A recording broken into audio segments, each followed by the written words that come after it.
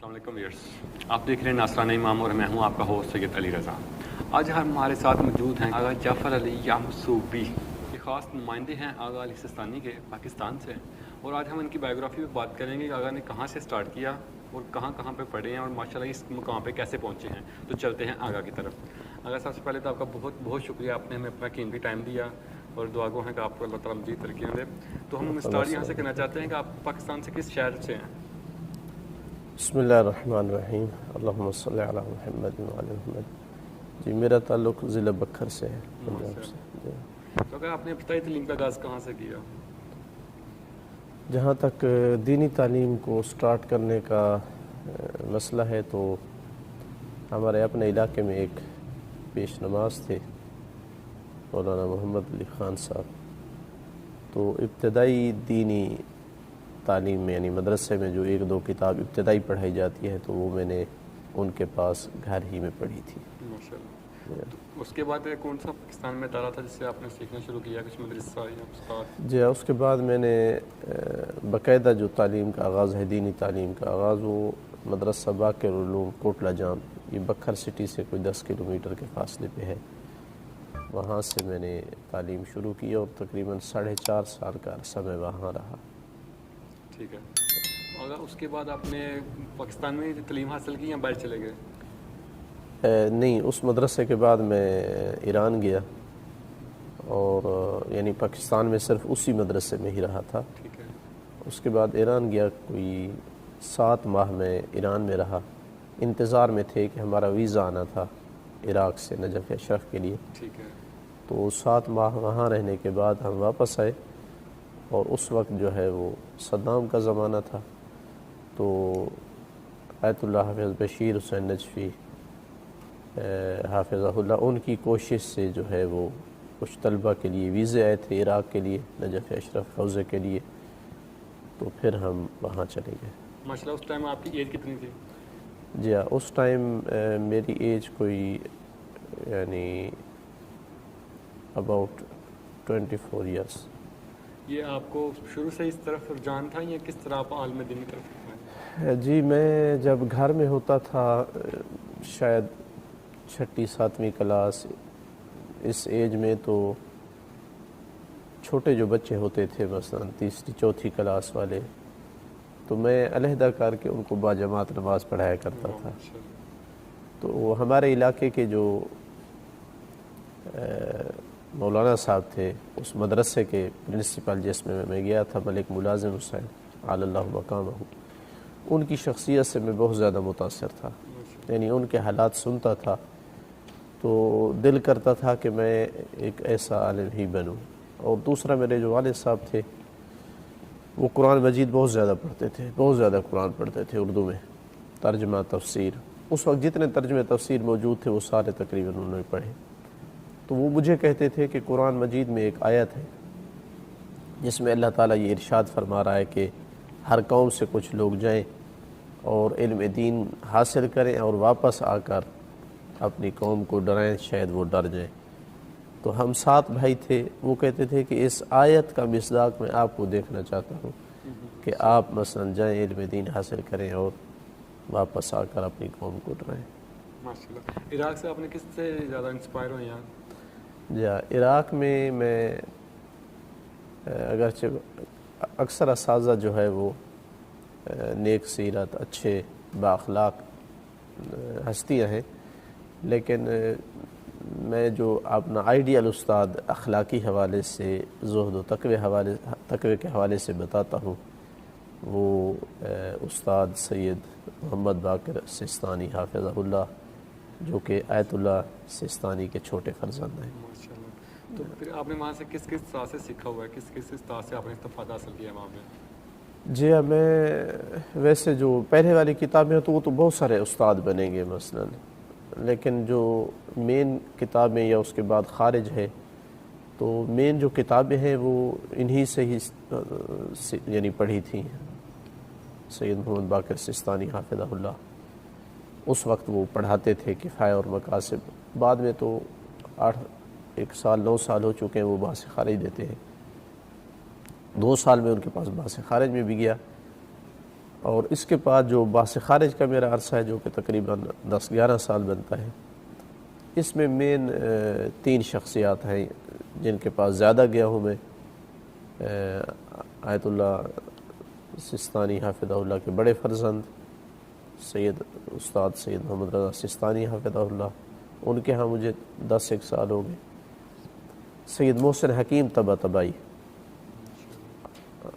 علی اللہ مقامہ، ان کے بیٹے سید عبدالصاحب کے بیٹے سید جعفر حکیم، یعنی ان کے پوتے ہو گئے، جن کا تحفۃ العوام ابھی تک سید طباطبائی کے نام سے موجود ہے بزرگوں کے گھروں میں، کہ ظاہراً ان کے ہی زندگی میں سب سے پہلے تقلید یہاں متعارف ہوئی، لوگ مقلد ہوئے۔ بزرگ شاید ابھی بھی کوئی مل جائے جو ان کا نام ان کو آتا ہو، ان کے پوتے ہیں، ان کے پاس بھی مجھے کوئی 9-10 سال ہو گئے۔ آیت اللہ حافظ بشیر نجفی صاحب کے پاس بھی کافی عرصہ میں گیا، اب البتہ نہیں جاتا ہوں لیکن کافی عرصہ گیا ان کے پاس خارج میں۔ اس کے بعد تھوڑے عرصے سے مراد ہے یعنی 3-4 سال وہ میں آیت اللہ شیخ ہادی الرازی حافظہ اللہ ان کے پاس گیا ہوں، اور 2-1 سال میں آیت اللہ شیخ اسحاق الفیاض کے درس میں بھی گیا ہوں۔ ٹوٹل کتنا عرصہ وہاں پہ رہے ہیں؟ میں 2002 کے اینڈ پہ وہاں گیا تھا، یعنی اب مجھے وہاں 20 سال ہونے والے ہیں۔ تو آگا آپ ابھی اس وقت نمائندہ خاص ہیں آغا علی سستانی صاحب کے، تو یہ کس طرح کرم ہوا؟ یہ اس طرح ہوا کہ میں جب درس میں جاتا ہوں تو میری یہ عادت ہے کہ مجھے اگر کوئی چیز کلیئر نہیں ہے تو میں استاد سے ضرور پوچھتا ہوں، اور شاید یہ جرأت اس وجہ سے بھی ایک سبب یہ بھی ہو کہ ہم نے یہاں دنیاوی بھی اسکول کالج دیکھے ہیں، جو کہ ایم اے تک تعلیم یہاں حاصل کی تھی، تو بولنا کوئی مسئلہ نہیں تھا، یعنی محفل میں بولنا یا کلاس میں بولنا، تو میں بولتا تھا، جس وجہ سے پہلے ان کے چھوٹے فرزند جو ہے ان کی نظر خاص تھی، ان کے ساتھ 10 بار یعنی نجی محفل ہوتی تھی خاص، یعنی ہم 2 ہی ہوتے تھے اس میں۔ پھر جب ان کے بڑے بیٹے کے درس میں گیا باس خارج میں، تو وہاں بھی میں کویسچن وغیرہ کرتا ہوں۔ صرف کویسچن نہیں ہوتا، یعنی گھر میں بندہ محنت کرتا ہے، دیکھتا ہے، مطالعہ کرتا ہے تو کچھ چیزیں ذہن میں آتی ہیں، اس سے ان کے ساتھ استادی شاگردی کی بنیاد پہ، یعنی استادی شاگردی کا جو تعلق ہے وہ آپ مشابہ کہہ سکتے ہیں، باپ بیٹے والا تعلق ہوتا ہے۔ تو اس وجہ سے بہرحال وہ ان کو اعتماد آیا اور میری گردن پہ کچھ ذمہ داریاں چھوڑی۔ ان کی آغا علی سستانی صاحب کی خاص نصیحت پاکستانی نوجوان کے لیے کوئی آپ نے لی ہو؟ چند ایک چیزوں پہ کافی وہ زور دیتے ہیں،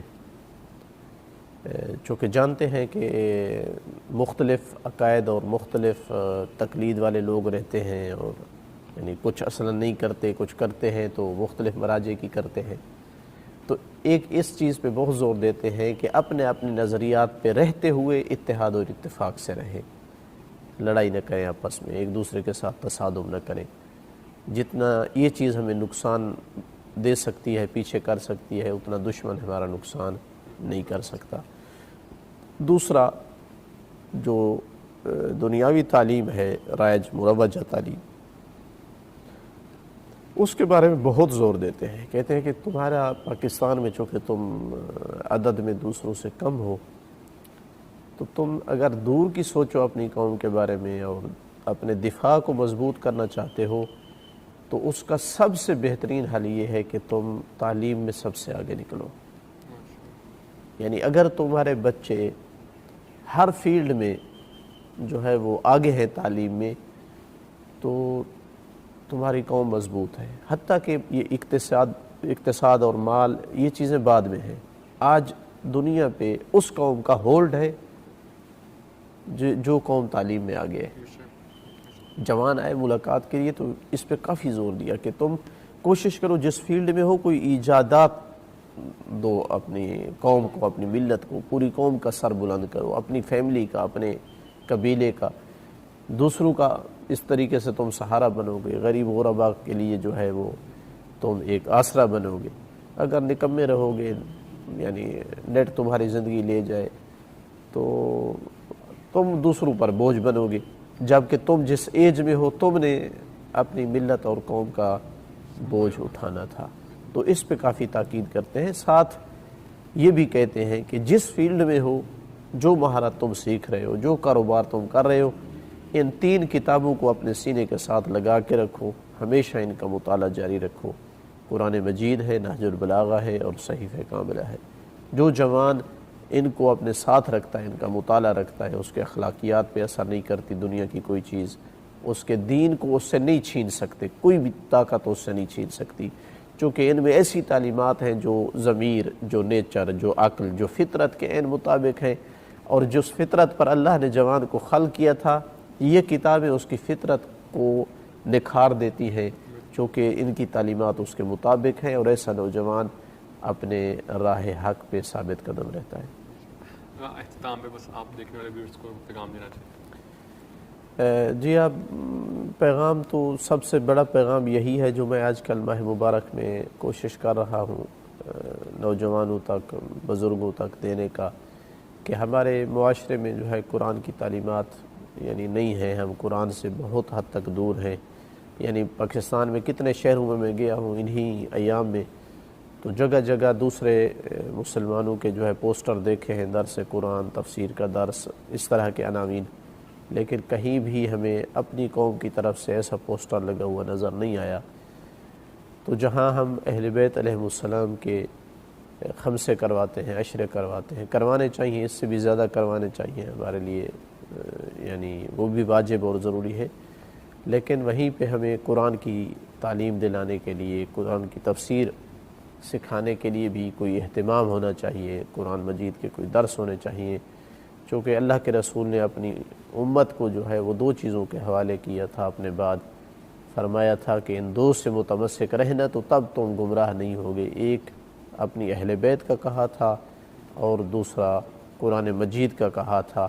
اگر قرآن مجید کی تعلیمات دل میں بیٹھ گئیں تو ہماری اسلامی غیرت زندہ رہے گی، ہمارا اسلامی اخلاقیات ہمارے پاس رہیں گی، ہمارے پاس اسلامی جتنے مہم ترین مفاہیم ہیں وہ صحیح صورت میں ہمارے پاس آئیں گے، ورنہ صرف دوسرے لوگوں سے سن کر ہم جو معلومات لیتے ہیں وہ بہت حد تک ناقص ہوتی ہیں۔ ہم مسلمان ہوتے ہیں لیکن صحیح اسلامی مفاہیم اور تصورات ہم پہ کلیئر نہیں ہوتے ہیں۔ جزاک اللہ کا بہت بہت شکریہ آپ کا۔ امید کرتے ہیں ہماری یہ ویڈیو آپ کو پسند آئی ہوگی۔ اس طرح کے مزید ہم ویڈیو آپ کی خدمت میں لاتے رہیں گے۔ ہمیں دیں اجازت، اللہ نے